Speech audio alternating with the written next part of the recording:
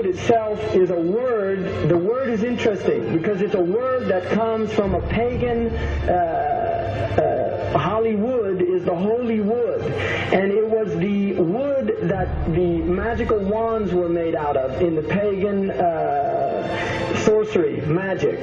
And these wands were believed that the sorcerers that possessed them could put people into trances and control them. This is part of, this is symbolic, but it's also important to understand that part of what Hollywood literally does is it puts people into trances. It's a dream state. They call it the dream machine in the United States.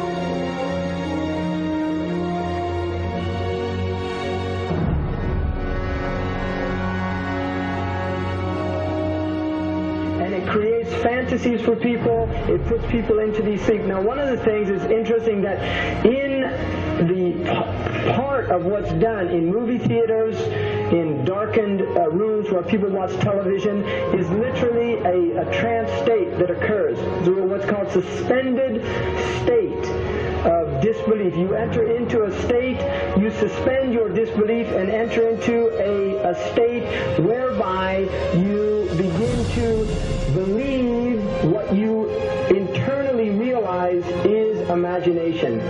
It's falsehood. Films are magic. It's just magic. You go and you watch these things and people get caught up in them. People cry during films. All this catharsis that takes place in these things.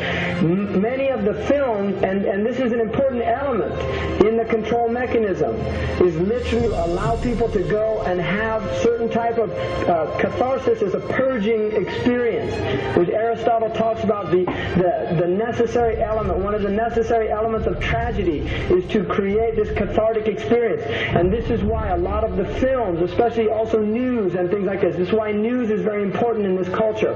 Everybody watches the news. They have this tragic, cathartic experience of watching the tragedies of others and then feeling safe and complacent in their own experience of this suspended state of illusory well-being.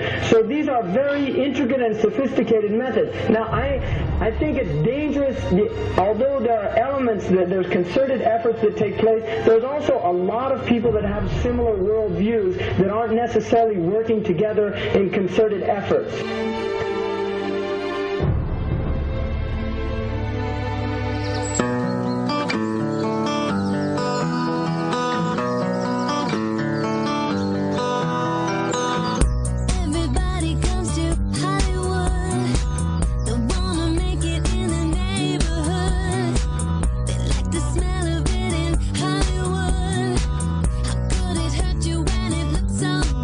Shine your light now.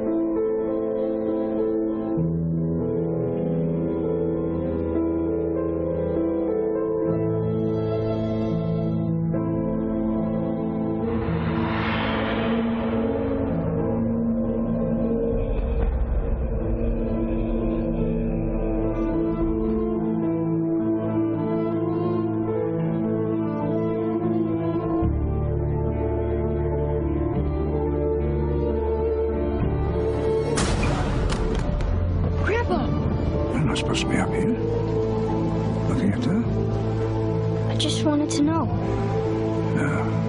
Well, you're old enough, I suppose. You should know the story. Okay, here we go.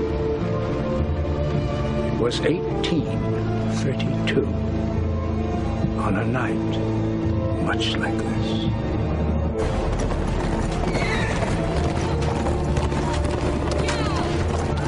Charles Carroll was the last surviving signer of the Declaration of Independence. He was also a member of a secret society known as the Masons, and he knew he was dying. He woke up his stable boy in the middle of the night and ordered him to take him to the White House to see Andrew Jackson, because it was urgent that he speak to the president. Did he talk to him?